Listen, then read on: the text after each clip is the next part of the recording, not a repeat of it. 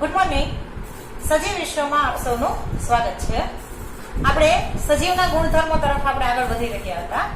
આ ગુણધર્મની અંદર આપણે તો વૃદ્ધિ વિશેની વાત કરી કે વૃદ્ધિ એટલે શું, કે ભાઈ કદ અને સંખ્યામાં જે વધારો થાય છે એને આપણે વૃદ્ધિ તરીકે ઓળખીએ. ત્યારબાદ આપણે વિકાસની પ્રક્રિયાઓ વિશેની માહિતી લીધી, જેને આપણે ગ્રોથ તરીકે ઓળખાતા. કે ભાઈ વિકાસ એટલે શું, તો કે અંડકોષ અને શુક્રકોષનું મિલન થઈ અને ત્યારબાદ જે ગર્ભીય કોષો છે, આ ગર્ભીય કોષોનું વિભેદન થઈ અને એમાંથી જે અંગજનનની જે પ્રક્રિયા થઈ, સિમ્પલી કોષ, પેશી, અંગતંત્ર, જે સજીવ દેહનું જે નિર્માણ થાય છે એને આપણે વિકાસની પ્રક્રિયા તરીકે ઓળખીએ. આપણે વૃદ્ધિ અને વિકાસ, આ બંને વસ્તુ શું છે, આ બંને વસ્તુની ડેફિનેશન શું છે, બંને વચ્ચે ડિફરન્સ શું છે, આ બધી જ માહિતી આપણે નીટ લેવલના ટોપિક સુધીની આપણે લઈ લીધી છે. ત્યારબાદ આપણે હવે સજીવનો એના પછીના ગુણધર્મ વિશેની વાત કરવાની છે, પ્રજનન, જેને આપણે રીપ્રોડક્શન તરીકે ઓળખીએ છીએ.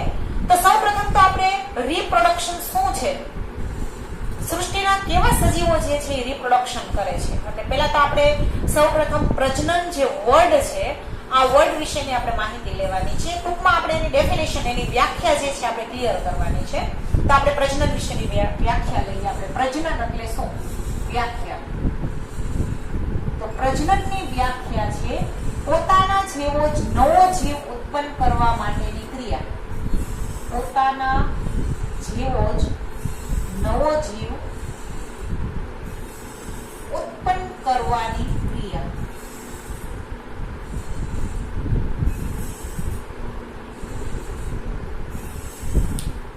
આપણે પ્રજનનની વ્યાખ્યા જે છે ક્લિયર કરી કે પ્રજનન એટલે શું, તો કે પોતાના જેવો જ નવો જીવ ઉત્પન્ન કરવા માટેની પ્રક્રિયા એટલે પ્રજનન. પ્રજનન વિશે આપણે આગળ વધીએ તો શું સૃષ્ટિના બધા જ સજીવો પોતાના જેવો નવો ગુણધર્મ ઉત્પન્ન કરી શકે છે? હા કે ના? હા. તો કઈ રીતના, કઈ મેથડ છે? શું સૃષ્ટિના બધા જ સજીવો એક જ મેથડથી પ્રજનન કરે છે, એક જ મેથડ દ્વારા પોતાના જેવો નવો જીવ ઉત્પન્ન કરે છે? તો નહીં. આ પ્રશ્નનો જવાબ છે ના. સૃષ્ટિના બધા જ સજીવો એક જ પદ્ધતિથી પ્રજનન કરતા નથી. પ્રજનનના અલગ અલગ પ્રકાર છે. તો કે રીપ્રોડક્શન કઈ કઈ પદ્ધતિથી થાય છે, તો કે પ્રજનનના મુખ્ય બે પ્રકાર છે. પ્રજનનના મુખ્ય બે પ્રકાર છે.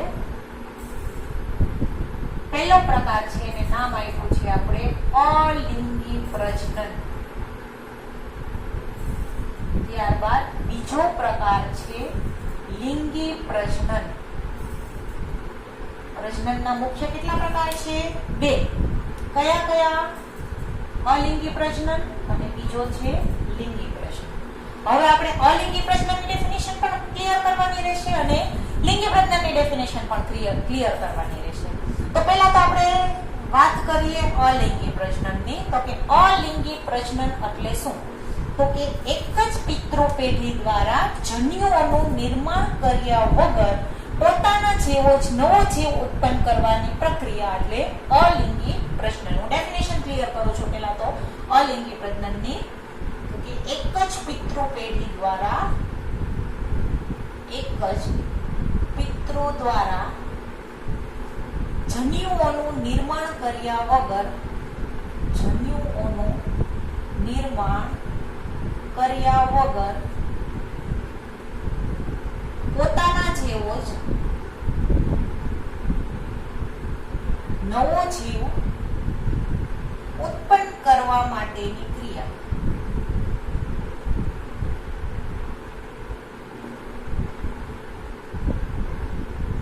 જો અલિંગી પ્રજનનમાં એક જ પિતૃ પેઢી દ્વારા, અહીંયા બે પિતૃ પેઢીની જરૂરિયાત નહીં ઊભી થાય.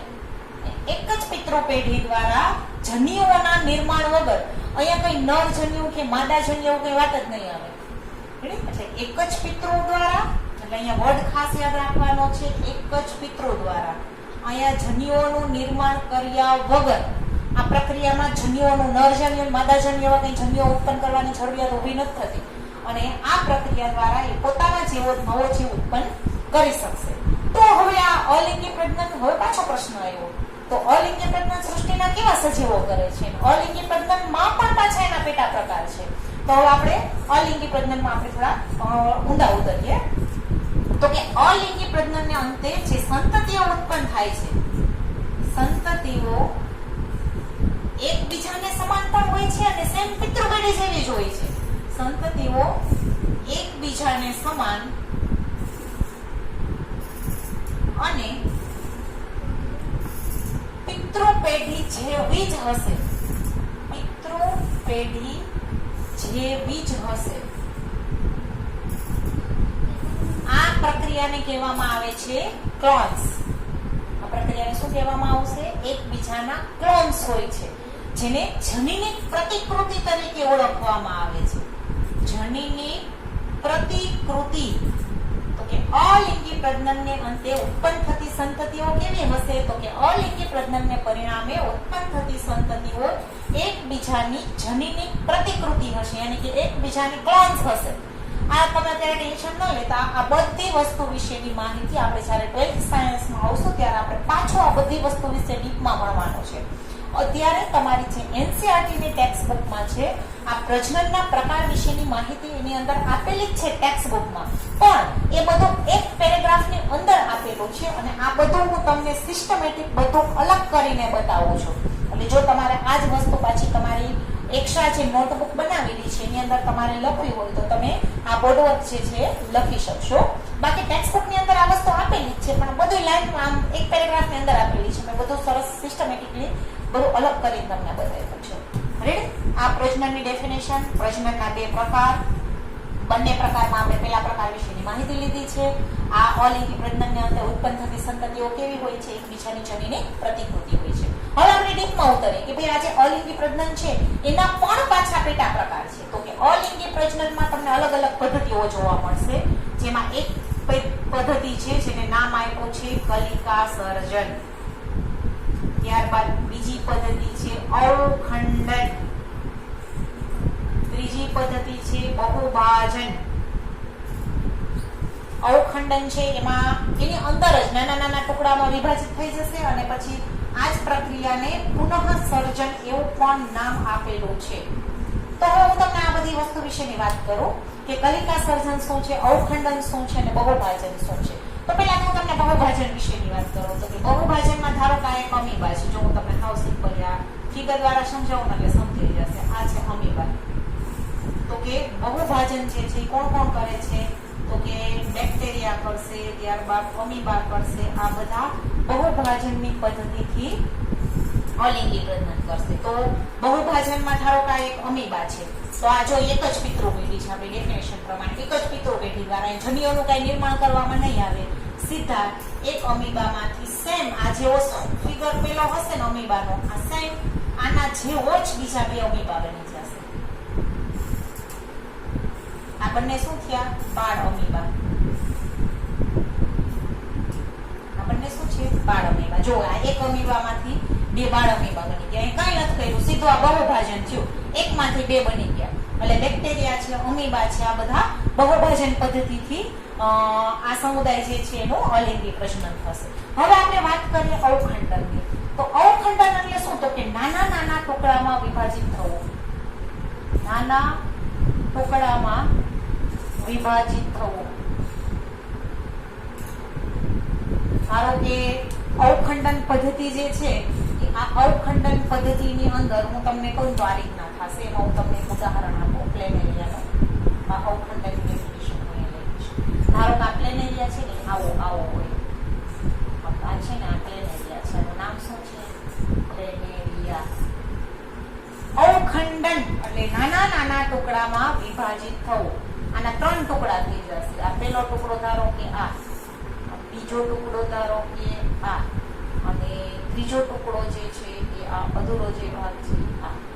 હવે જે ખૂટતા ભાગો છે ને એ પુનઃ સર્જન થઈ જશે. એટલે આ એક પ્લેનેરિયા બન્યો, આ બીજો પ્લેનેરિયા બન્યો અને આ ત્રીજો પ્લેનેરિયા. પુનઃ સર્જન. જો એક પ્લેનેરિયામાંથી 3 બાળ પ્લેનેરિયા બન્યા છે. શરીર અહીંયા નાના નાના ટુકડામાં યાની કે અવખંડન થવું, નાના નાના ટુકડામાં વિભાજિત થઈ ગયું છે અને પછી જે ખૂટતા ભાગો હશે એ બધા ખૂટતા ભાગોનો અહીંયા શું થઈ જશે? પુનઃ સર્જન થઈ જશે. એટલે અવખંડન અને કાઉસમાં જો મેં પુનઃ સર્જન લખ્યું છે અને એની ડેફિનેશન મેં અહીંયા એરો કરી લખેલી છે. અવખંડન એટલે બીજું કાંઈ નહીં, શરીર નાના નાના ટુકડામાં વિભાજિત થઈ જવું. જો આ પ્લેનેરિયામાં થાય છે. ત્યારબાદ હવે આપણે વાત કરીએ કલિકા સર્જનની. જો હું અહીંયા કલિકા સર્જનની ડેફિનેશન લખું છું. કલિકા સર્જન એટલે શું? તો કઈ કલિકાનું નિર્માણ થશે. કઈ રીતના? ધારો કે આ હાઇડ્રા છે. હું તમને હાઇડ્રાનો ફિગર બતાવું. આવો સિમ્પલ આવો હાઇડ્રા આવો હોય છે દેખાવમાં. આ એક પ્રકારનો સૂક્ષ્મ જીવ જ છે. આ હાઇડ્રા. એનું નામ શું છે? હાઇડ્રા. હવે આ હાઇડ્રામાં શું થશે? એનો આ પિતૃપેઢી છે એક જ. અહીં શું થશે? એ કલિકા બનશે. આ કલિકા ધીમે ધીમે ધીમે આ કલિકા છે ને મોટી થશે. પછી આ પિતૃદેહ છે ને એટલે છોડી દેશે. એટલે આવો બાળ પ્લેનેરિયા બની જશે.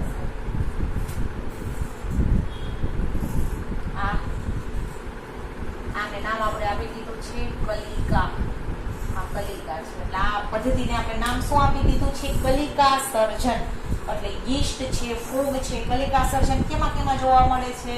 તો કે યીસ્ટમાં જોવા મળશે, ફૂગમાં જોવા મળશે, ત્યારબાદ હાઇડ્રામાં જોવા મળશે. પુનઃસર્જન છે ક્યાં જોવા મળશે? તો કે પ્લેનેરિયામાં જોવા મળશે. અને બહુભાજન જે છે ક્યાં જોવા મળશે? તો કે અમીબામાં. આ મેં તમને અલિંગી પ્રજનનના પેટા પ્રકાર જે છે આ શું છે? અલિંગી પ્રજનનના આ 3 પેટા પ્રકાર: કલિકા સર્જન, અવખંડન અને બહુભાજન. કયા સજીવો કરે છે? મેં એક એકના ઉદાહરણ તમને 3 ફિગર દ્વારા સમજાવેલો છું. આ અમીબાનું ઉદાહરણ છે એ બહુભાજનનું છે. અવખંડનનું ઉદાહરણ જે છે આ પ્લેનેરિયા દ્વારા સમજાયું છે. અને કલિકા સર્જન જે છે એ હાઇડ્રા દ્વારા સમજાયું છે. ત્રણેયના એરા કરેલા છે. મિસ્ટેક ન થાય ખાસ તમે જોજો. રેડી? આ અલિંગી પ્રજનનને અંતે ઉત્પન્ન થતી સંતતિઓ કેવી છે એની માહિતી આપી. અને અલિંગી પ્રજનનના 3 પેટા પ્રકાર વિશેની માહિતી આપી છે. 3 પેટા પ્રકારની મેં ડેફિનેશન પણ આપેલી છે. અને 3 પેટા પ્રકાર જે છે કેવા સજીવોમાં જોવા મળે છે મેં એની પણ તમને માહિતી આપી છે. ક્લિયર? અલિંગી પ્રજનન. હવે આપણે વાત કરીએ લિંગી પ્રજનનની. બીજો પ્રકાર શું છે? લિંગી પ્રજનન. તો લિંગી પ્રજનનની આપણે પહેલા તો ડેફિનેશન લેવાની રહેશે કે લિંગી પ્રજનન એટલે શું? તો કે લિંગી પ્રજનન એટલે 2 વિરુદ્ધ જાતિના સજીવો દ્વારા વિરુદ્ધ જાતિના સજીવો દ્વારા જન્યુઓનું નિર્માણ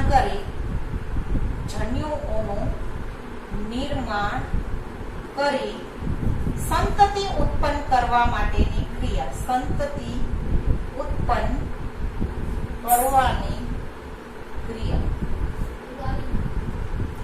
અલિંગી પ્રજનન જે છે એની ડેફિનેશન શું થશે? તો કે અલિંગી પ્રજનન એટલે 2 વિરુદ્ધ જાતિના સજીવો દ્વારા જન્યુઓનું નિર્માણ કરી. તો કે અહીંયા નર જન્યુ અને માદા જન્યુ. આ લિંગી પ્રજનનનું ઉદાહરણ મેં તમને આગળ જે આપણે લેક્ચર લીધો તો એમાં પણ મેં તમને આપ્યું હતું. અંડકોષ અને શુક્રકોષ. અંડકોષ જે છે એ માદા જન્યુ છે અને શુક્રકોષ જે છે એ નર જન્યુ છે. એટલે 2 વિરુદ્ધ જાતિના સજીવો દ્વારા જન્યુઓનું નિર્માણ કરી અને જે સંતતિ ઉત્પન્ન કરવા માટેની જે પ્રક્રિયા છે એને આપણે કેના તરીકે ઓળખીએ છીએ? લિંગી પ્રજનન. તો કે લિંગી પ્રજનન કેવા સમુદાયના સજીવો કરશે? તો એનું ઉદાહરણ છે સસ્તન સમુદાય. સસ્તન સમુદાયની અંદર આપણે આવી ગયા. મનુષ્ય જે છે એ સસ્તન સમુદાયમાં આવે. રેડી? એટલે આ રીતના પ્રજનન જે છે એના 2 પ્રકાર છે. મુખ્ય 2 પ્રકાર: અલિંગી પ્રજનન અને લિંગી પ્રજનન. આ પેટા પ્રકાર વિશેની પણ માહિતી આપી દીધી, ડેફિનેશન પણ તમને આપી દીધી છે અને તેના ઉદાહરણ પણ મેં તમને આપી દીધા છે. હવે પ્રજનનની અંદર અમુક વંધ્ય જીવો પણ જોવા મળે છે. તમે આ ટોપિક વાંચશો તો એની અંદર તમને એક વંધ્ય જીવો આના વિશેની માહિતી તમને ટેક્સ્ટ બુકમાં આપેલી છે. તો કે વંધ્ય જીવો કોને કહેવામાં આવે છે? તો એના ઉદાહરણ છે તો હું તમને આપું. ખચ્ચર, ત્યારબાદ કામદાર માખી અને જે સંતતિ ઉત્પન્ન કરવા માટે જે સક્ષમ જીવો ન હોય એ વંધ્ય મનુષ્ય, વંધ્ય પ્રાણી. હવે આ વંધ્ય જીવો કેવા છે હું તમને આ વસ્તુ કહેવા માંગુ છું. તો કે જેની અંદર આપણે ખચ્ચરનો સમાવેશ કર્યો છે, ત્યારબાદ આપણે કામદાર માખીને લીધી છે, ત્યારબાદ આપણે વંધ્ય પ્રાણીઓનો પણ સમાવેશ કર્યો છે. તો આ વંધ્ય જીવો શું છે? તો કે વંધ્ય જીવો એટલે એવા જીવો છે કે જે પોતે પ્રજનન તો કરી શકે છે પણ એ જન્યુઓ ઉત્પન્ન કરવા માટે સક્ષમ નથી હોતા. એટલે એનાથી સંતતિ ઉત્પન્ન નહીં થાય. આવા જીવો જે છે એને આપણે નામ શું આપી દીધું છે? વંધ્ય જીવો તરીકે આપણે એને ઓળખી દીધા છે. એટલે આ રીતના આજના લેક્ચરની અંદર મેં જે તમને સજીવનો જે ગુણધર્મ છે પ્રજનન એના વિશેની માહિતી આપી છે. તો જો તમને આ ગુણધર્મ વિશેની માહિતી આપે તો તમારે કઈ રીતના સમજાવવાનું છે એની હું સ્ટેપ ટુ સ્ટેપ તમને પાછી માહિતી આપી દઉં. પહેલા તો આપણે પ્રજનનની ડેફિનેશન લીધી. પ્રજનન એટલે શું? તો કે પોતાના જેવો જ નવો જીવ ઉત્પન્ન કરવા માટેની પ્રક્રિયા એટલે પ્રજનન. આ થઈ એની ડેફિનેશન. પ્રજનનના મુખ્ય કેટલા પ્રકાર છે? તો કે પ્રજનનના મુખ્ય બે પ્રકાર છે. એક તો અલિંગી પ્રજનન અને બીજું છે લિંગી પ્રજનન. પહેલા આપણે અલિંગી પ્રજનન સમજાવ્યું છે. તો કે અલિંગી પ્રજનન એટલે શું? તો કે એક જ પિતૃ દ્વારા જન્યુઓનું નિર્માણ કર્યા વગર પોતાના જેવો જ નવો જીવ ઉત્પન્ન કરવા માટેની પ્રક્રિયા એટલે અલિંગી પ્રજનન. હવે અલિંગી પ્રજનનની અંદર તમને સંતતિઓ કેવી જોવા મળશે? તો કે સંતતિઓ જે છે એકબીજાની જનીની પ્રતિકૃતિ હોય છે. એટલે આ બંને જે છે એ સેમ આના જેવા જ હશે, અલગ નહીં હોય, કોઈ પણ પ્રકારનો ફેરફાર નહીં થાય. અહીંયા જનીની પ્રતિકૃતિ છે, ઇંગ્લિશમાં ક્લોન્સ તરીકે ઓળખવામાં આવે છે. અહીંયા હું તમને લખી દઉં ક્લોન્સ. આ અમુક આની અંદર મેં જે તમને માહિતી આપી છે નીટ લેવલના ટોપિક છે, એટલે તમારી જે નોટ્સ છે એની અંદર તમે આ બધી વસ્તુ તમે લખી આનો સ્ક્રીનશોટ લઈ લેજો, પછી તમારી રીતના તમે લખી લેજો પછી. એટલે આ રીતના અલિંગી પ્રજનનની અંદર જે સંતતિઓ ઉત્પન્ન થાય છે એકબીજાની જનીનિક પ્રતિકૃતિ છે. અલિંગી પ્રજનનના પેટા પ્રકાર કેટલા છે? તો કે 3. કયા કયા? તો કે કલિકા સર્જન, અવખંડન અને બહુભાજન. તો કે કલિકા સર્જન એટલે શું? તો કે કલિકા સર્જન કેવા સજીવો કરે છે? તો કે યીસ્ટ, ફૂગ અને હાઇડ્રા. કલિકા સર્જનમાં થાય છે શું? જો આ હાઇડ્રા એનું જે શરીર છે ને એ જો કલિકા બની, આ કલિકા છે ને એમાંથી આખો નવો પિતૃદેહ બની ગયો. પછી આ પિતૃદેહ એથી છોડી દેશે, જો આ નવો જીવ બની ગયો. એટલે એક હાઇડ્રામાંથી કલિકા સર્જન દ્વારા બીજો હાઇડ્રા, 12 હાઇડ્રા બન્યો. આ કલિકા સર્જન. અવખંડન એટલે શું? તો કે નાના નાના ટુકડામાં શરીર વિભાજિત થવું. પછી જે ખૂટતા ભાગો હશે એમાં નવા અંગો જે છે એનું સર્જન થઈ જશે, જેને પુનઃ સર્જન કહેવામાં આવે છે. એટલે અવખંડન પણ તમે કહી શકો અને પુનઃ સર્જન પણ કહી શકો. અહીંયા શું થશે? ધારો કે આ પ્લેનેરિયાનું શરીર છે, પેલા અવખંડન 3 ટુકડામાં વિભાજિત થયું. જો આ પહેલો ટુકડો, આ બીજો ને આ ત્રીજો. પછી શું થશે? જેટલા ભાગ ખૂટતા હશે ને એ ભાગ જોઈન્ટ થઈ જશે. એટલે આપણે નામ શું આપી દીધું છે? પુનઃ સર્જન કેપેસિટી. એટલે આ રીતના બીજો ભાગ હતો અવખંડન. ત્રીજો પહેલા પ્રકાર છે બહુભાજન. બહુભાજનમાં શું થાય છે? શરીર જે છે એક સરખા બે ભાગમાં વહેંચાઈ જશે. જો આ અમીબાનું ઉદાહરણ લીધું, જો પોતાના જેવા 2 બાળ અમીબા જે છે એને ઉત્પન્ન કર્યા છે. એટલે આ રીતના અલિંગી પ્રજનનમાં સંતતિઓ એકબીજાની પ્રતિકૃતિ હોય છે અને અલગ અલગ 3 મેથડથી અલિંગી પ્રજનન કરશે. ત્યારબાદ હવે આપણે વાત કરીએ લિંગી પ્રજનનની. તો કે લિંગી પ્રજનન એટલે શું? તો કે બે વિરુદ્ધ જાતિના સજીવો દ્વારા જન્યુઓનું નિર્માણ કરી અને સંતતિ ઉત્પન્ન કરવા માટેની જે પ્રક્રિયા છે ને આપણે લિંગી પ્રજનન તરીકે ઓળખવામાં આવે છે. અને લિંગી પ્રજનન જે છે સસ્તન સમુદાય, ધારો કે આપણે સસ્તન સમુદાયનું એક ઉદાહરણ છે મનુષ્ય. તો કે મનુષ્ય જે છે એમાં પ્રજનનની મેથડ કઈ છે? તો કે લિંગી પ્રજનન. જો એ નર જન્યુઓ અને માદા જન્યુઓ બનાવવા પડશે. જન્યુઓનું જ્યાં સુધી નિર્માણ નહીં થાય ત્યાં સુધી એ સજીવ પ્રજનન કરવા માટે સક્ષમ નહીં હોય. તો લિંગી પ્રજનનને અંતે સંતતિઓ કેવી ઉત્પન્ન થશે? ધારો કે અહીંયા કેમ સેમ આના જેવી જ હતી, તો લિંગી પ્રજનનને અંતે જે સંતતિઓ ઉત્પન્ન થાય છે એ જે બે વિરુદ્ધ પિતૃઓ જે છે એના જેવી જ નહીં હોય, એને મળતી આવતી હશે. એટલે અમુક નર જન્યુના લક્ષણ લીધા હશે અને અમુક જે છે માદા જન્યુના મિક્સિંગ હશે. ટૂંકમાં અહીંયા જન્યુઓનું જેનેટિકલી મિક્સિંગ થશે. એટલે આ રીતના અલિંગી પ્રજનન અને લિંગી પ્રજનનની ડેફિનેશન, એના અંતે સંતતિઓ કેવી ઉત્પન્ન થાય છે અને એના ઉદાહરણ વિશેની આપણે માહિતી આપી. ત્યારબાદ આ જ પ્રજનનની અંદર આપણે વંધ્યજીવો વિશેની પણ માહિતી લીધી. તો વંધ્યજીવોમાં મેં તમને ઉદાહરણ આપેલા છે ખચરનું, એક છે કામદાર માખીનું અને એક છે વંધ્ય પ્રાણીઓનું. તો વંધ્યજીવો એટલે કેવા જીવો? તો કે વંધ્યજીવો એટલે કઈ નહીં, એ લોકો પ્રજનન કરતા હોય છે, એ સમુદાયના સજીવો, પણ એ સંતતિ ઉત્પન્ન કરવા માટે સક્ષમ હોતા નથી. જેની અંદર મેં ઉદાહરણની અંદર તમને ખચ્ચર, કામદાર માખી અને વંધ્ય પ્રાણી છે એનું ઉદાહરણ આપ્યું છે. અને હું તમને ખાસ એ પણ વસ્તુ કહેવા માંગુ છું, જે અલિંગી પ્રજનન જે સજીવો કરે છે એમાં મેં આપણે આગળ જ વાત કરી હતી. આપણે જ્યારે વૃદ્ધિનો ટોપિક લીધો હતો ને ત્યારે તો કે ભાઈ વૃદ્ધિ અને પ્રજનન જે છે એકબીજાની નિવારક ઘટનાઓ છે. શા માટે? કારણ કે એક કોષીય સજીવો, ધારો કે મેં અમીબા કીધું, એ જો પ્રજનન નહીં થયું, અહીંયા કદમાં સંખ્યામાં વધારો થયો છે. જો વૃદ્ધિની ડેફિનેશન શું હતી? તો કે કદ અને સંખ્યામાં વધારો થવો. જો આ છે 1 માંથી 2 બની ગયા, પાછા આ છે 2 બની જશે.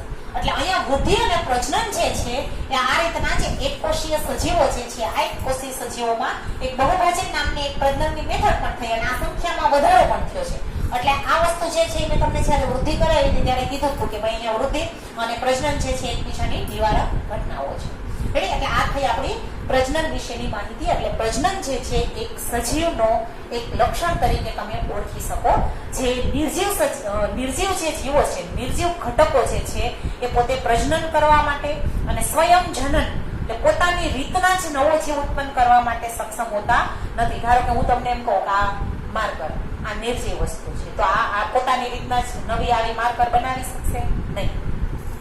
એટલે આ નિર્જીવ ઘટકો જે છે પ્રજનન કરવા માટે સક્ષમ હોતા નથી. એટલે પ્રજનન જે છે એક સજીવનો ગુણધર્મ છે. નવી સંતતિ ઉત્પન્ન કરવા માટેની આ પ્રક્રિયા છે. એટલે આજના ટોપિકમાં મેં તમને આ પ્રજનન વિશેની માહિતી આપી છે. આની અંદર આ બધી જ વસ્તુ તમને ટેક્સ્ટ બુકમાં આપેલી છે, પણ એ બધી વસ્તુ મેં તમને પહેલા કીધું એ પ્રમાણે પેરેગ્રાફની અંદર બધું સમાવેશ કરી લીધું છે. મેં આ બધી જ વસ્તુ તમને અલગ અલગ કરી અને સમજાવેલી છે. તમારે આ એક્સ્ટ્રા તમારી નોટ જે બનાવી છે એની અંદર લખવું હોય તો તમે લખી લેજો. એટલે આ વસ્તુનો તમે સ્ક્રીનશોટ લઈ લો. જે તમારે નીટની એક્સ્ટ્રા અથવા તો તમે જ્યારે રીડ કરવા બેસો ત્યારે આજના સિસ્ટમેટિક વાંચશો તો તમને વાંચવાની મજા આવશે. બાકી ટેક્સ્ટ બુકમાં તો તમને આ બધી વસ્તુ આપેલી જ છે, એક પેરેગ્રાફમાં આપેલી છે. એટલે આજનો ટોપિક આપણે અહીંયા ઓવર કરીએ છીએ બાળકો. નેક્સ્ટ ટોપિકમાં આપણે પાછા મળશું. Thank you.